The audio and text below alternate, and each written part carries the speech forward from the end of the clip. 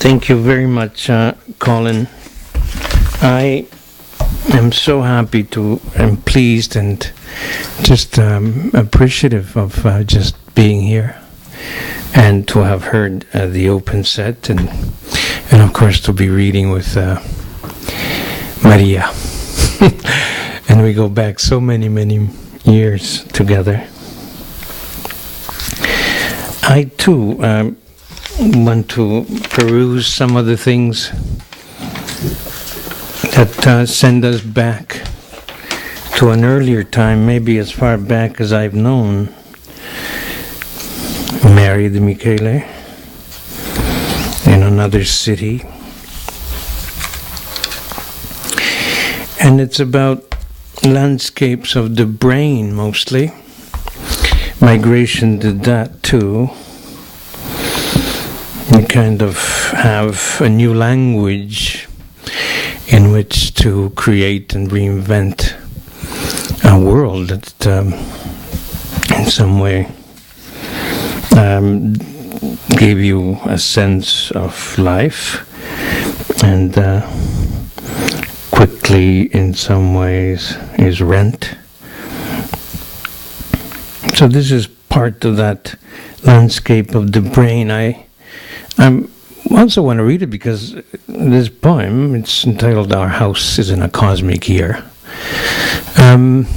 actually has been, since we recorded it with my brother originally, who's a musician, and this goes back 100 years. It's been, it's kind of had its own life. I recently received a request from a world music group called Reniliu.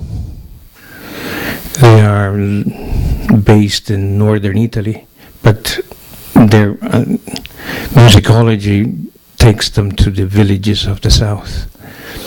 And they just wanted to know if they could use the title In a Cosmic Year as the title for their album, and how thrilling that is, especially when he told me how he came across the poems that were in that album. Our House is in a Cosmic Year. I should say I am still waiting for the album. So if he hears this, we'd love to hear the music that he came up with under that title.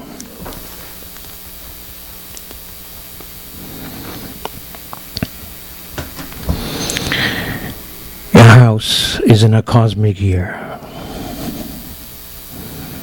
In a cosmic year of sharp peaks and stepped hills where broom and cyclamen bloom side by side with the lemon trees is the house where I was born. This house, let's look at it from a childish point of view. A village of bells crowded in the velvet street. No sidewalk. Sunday morning, no Monday. How is it? I was running home. There were cherries in my pockets. My mother had a nightingale between her lips. And the afternoon siesta, the sun was a magnet at the summit of a transparent planet. But the cloud, the blazing breath of the Sahara, whirled a single cloud over the sea, over Sicily, until nearing the harsh Aspromonte, fragile with humidity, it was ready to burst, and blasted, reaching violently for the stubborn stubbles, for earth. After the first splatter on the baked roof, the lean torrents, clay snakes, wound their course out from the birch forests down the steep volcanic slopes, slowly, as if to admire the grays of the stern landscape, the yellow and pink weeds glowing on the violet crags, and on the steps, the white blanket of orange flowers. Before the rain would stop, I'd retire in my mother's ear, sound asleep. For 4 years I dreamt of my father coming back. It was a childish dream. He was aboard a little purple ship returning to our beautiful Calabria, Phoenicians and Etruscans' land, bathed by the Sea of Ulysses. For 4 years I waited for him on the stony beach. From there I could see the almonds mingling with the olive trees in the hills and the house where he was born. He had gone to bring gifts to the world. He would return soon. I'd wake up to the melody of nightingales. And the dream? It is evening, but never dark.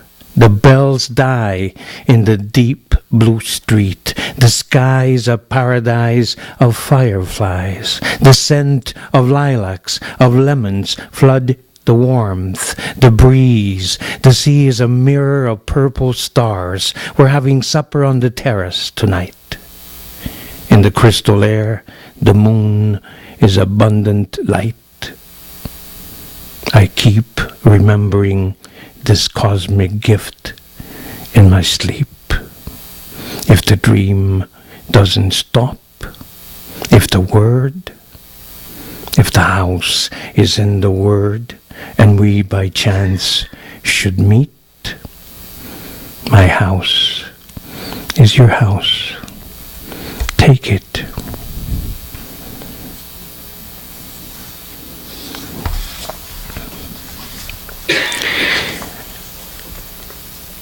Ottawa was home, of course, and Patrick White passed away last year, and I remembered how I came across this image, walking with him on the kind of, who skates here? Everybody skates? I learned to skate. I was 30 years old, but we're so fortunate we can actually stand under bridges and look up at them right there. Just the Bank Street Bridge just down the road. Check out the image that's in here. It is that bridge. So we do name this city and the place we're in our own way, I suppose. Amicizia. Patrick didn't skate, he walked the frozen canal.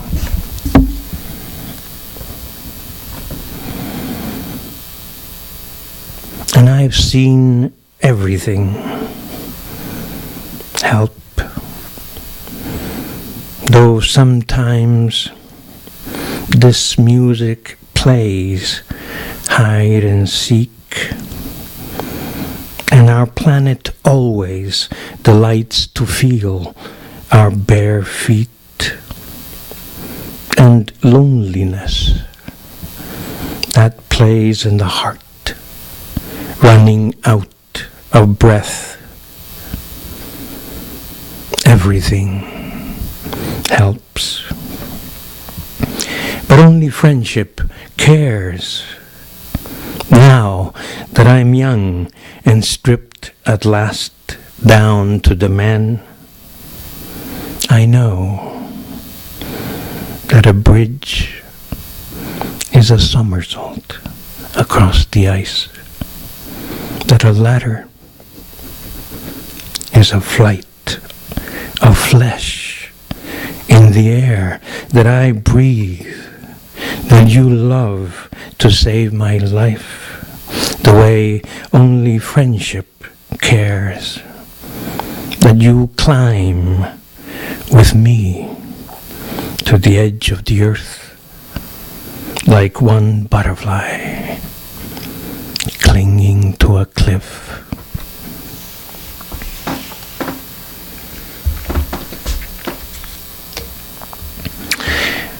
I recently published my first poem I ever wrote, and inevitably it was entitled Self-Portrait. I also published the story about the writing of this poem. I suppose it has to do with not being able to say what you need to say because you have no language. And that was a huge event to somehow make sense of the world with a new language.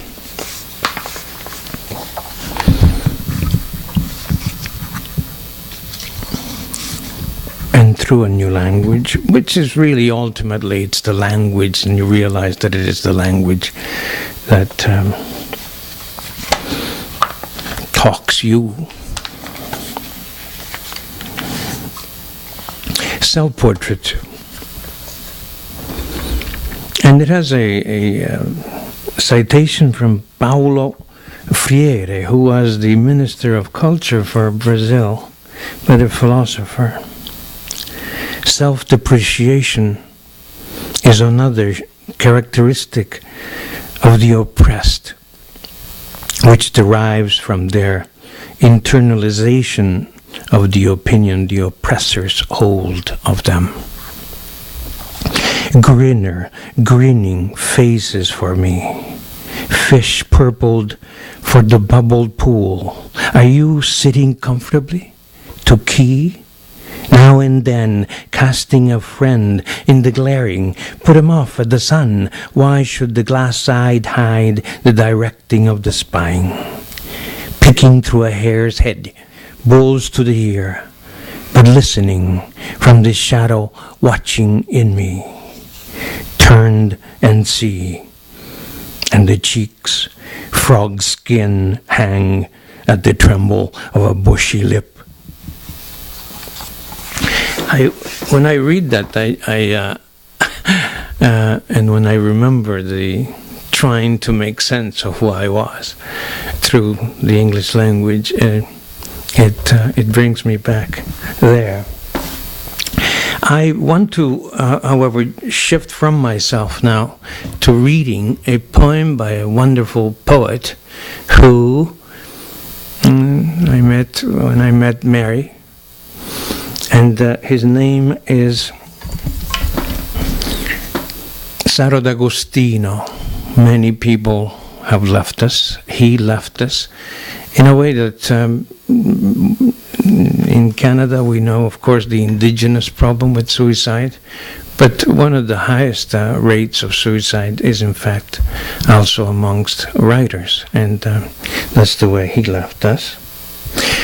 Saro never published his own poems in a book, and so after some years I was able to gather together a collection not only of his poems but also letters that friends of his had kept for many years, and some short stories, and it's all gathered here in this book entitled Immigrant Songs, and the poems and the letters and the fiction of Saro D'Agostino. I'm going to read you a poem because, and I'm so happy that Mary's here because, of course, I met Saro at the same time through, and Mary through Pier Giorgio Di Cicco in Toronto, and we were very young, and there was some heavy seriousness about literature, and that was no doubt about that.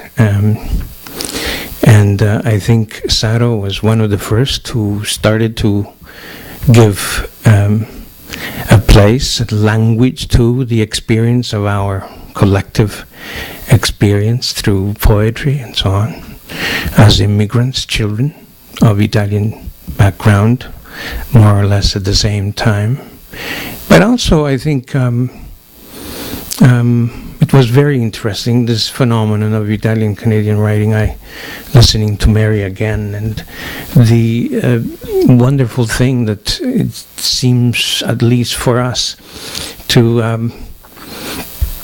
travel in the imaginaire of the English and the French-Canadian space of literature, of course, which was very, I think, new at the time that the solitudes were really much stronger. And I think this was instinctual, and I think I'm going to share this poem by Saro D'Agostino. It's a longer poem, so it's entitled Saint Denis Garneau. It's a poem dedicated to Saint Denis Garneau, and he entitles it an autobiography. Of course, Saint Denis Garneau is reputed to have also killed himself, which is very interesting. Saro was 24, 25 when he wrote this poem. And Saint Denis Garneau is called the father of modern poetry in Quebec.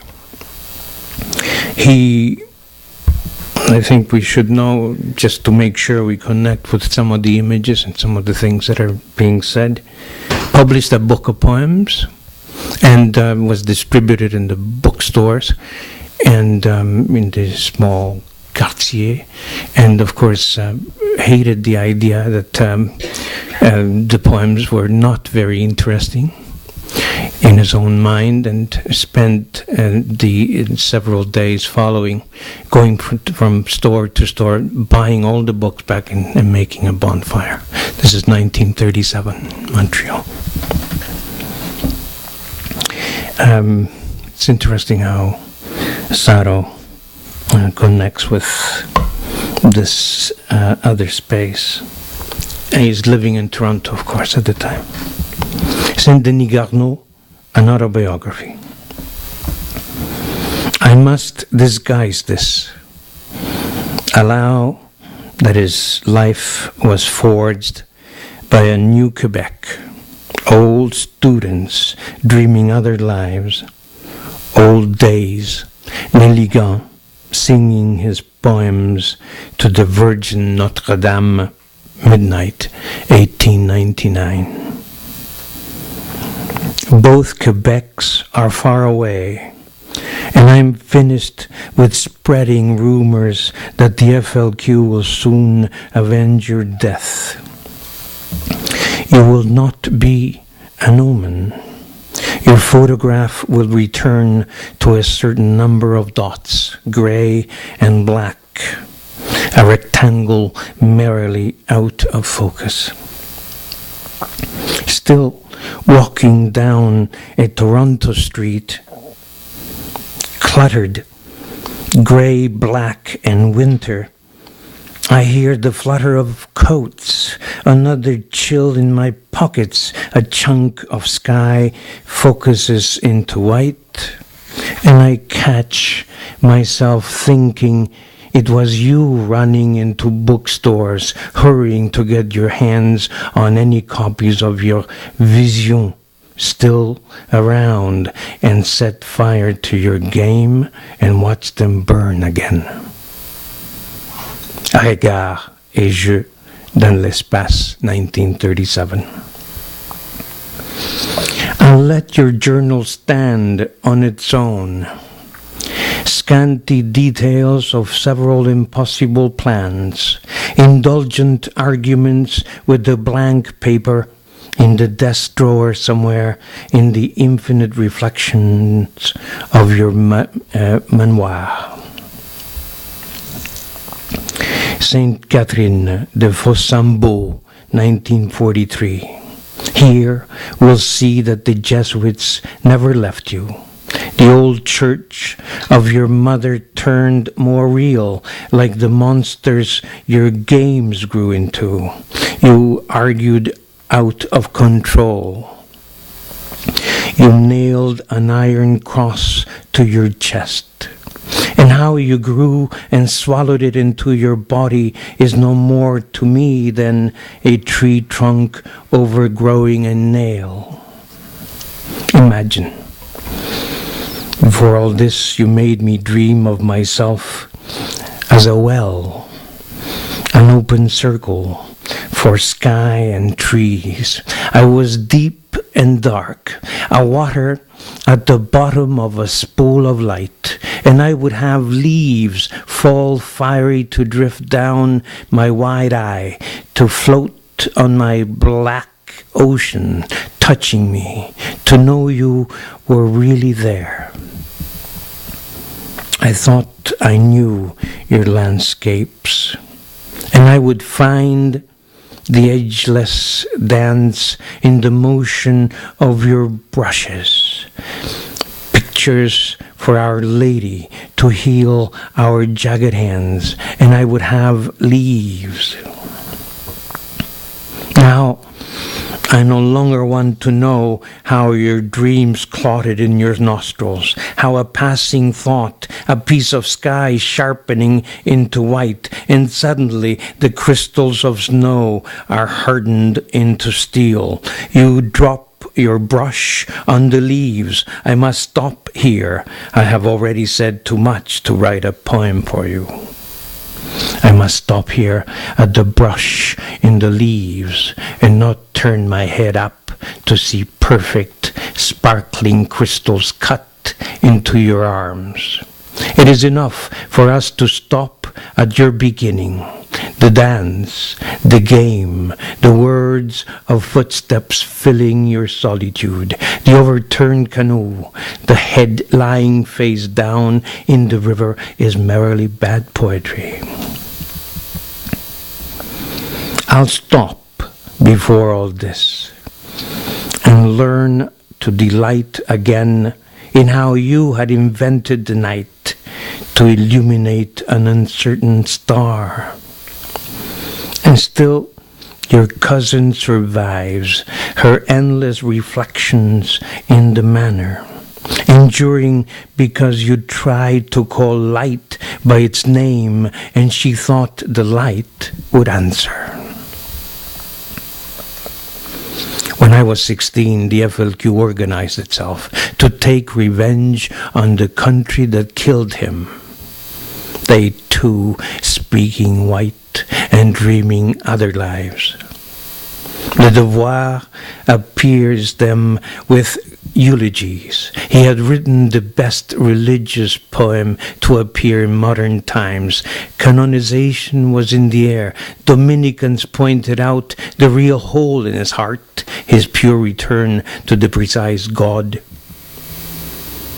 Et je prierai ta grâce de me crucifier et de clouer mes pieds à ta montagne sainte pour qu'ils ne courent pas sur les routes fermées. While the Jesuits spoke of courage, and Quebec gave him to Nelligan, John F. Kennedy, Pope John XXIII. Even in Ontario, we do not want to know exactly how he died.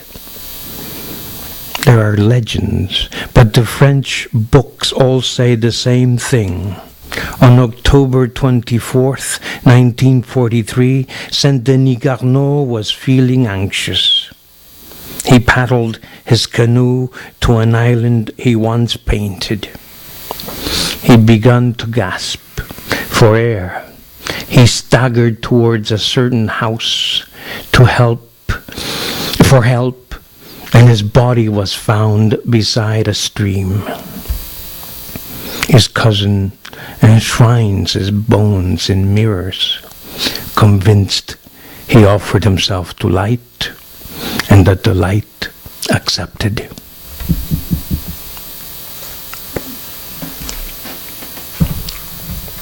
(1975). I don't know about you, I've been following this absolutely extraordinary event of waves of people crossing the Mediterranean. It lasted a while. And I'll finish with this because on a happy note, we may not be bombing, at least for now, which is a good thing. We're glad to be in Ottawa, New Ottawa.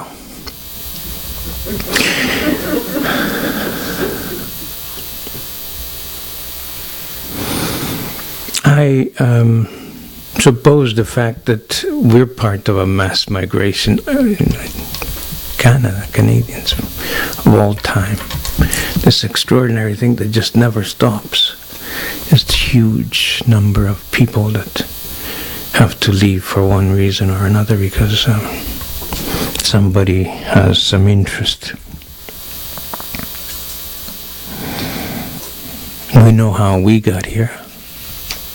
We got here with Saro D'Agostino's parents and Maria's parents and my parents. We all left. We were starving. There was no medication. My sister died. They couldn't find medication.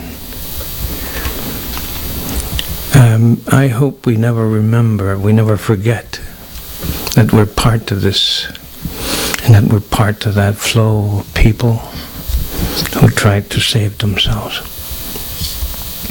New Order. It's a poem that was inspired by Tacitus, who was a Roman historian and wrote about Rome and its invasion of Britain. And this is how it describes, of course, the new Romans are probably in the photograph that my son took in Trafalgar Square this past summer with me and the lion. But let's be careful not to fall in here. Raptores orbis, predators of the New World, having exhausted by universal plunder land and oceans, we rifled the skies. Where the enemy was wealthy, we were voracious, we're poor, we were ambitious. Neither Orient nor the entire West could satiate our lust for dominion. We alone, among humans, coveted with equal eagerness, inequity, and sameness. We slaughtered and pillaged, devastated to a fault, eradicated disparate tribes, and labeled it liberty. We made a desert and called it peace. Thank you very much.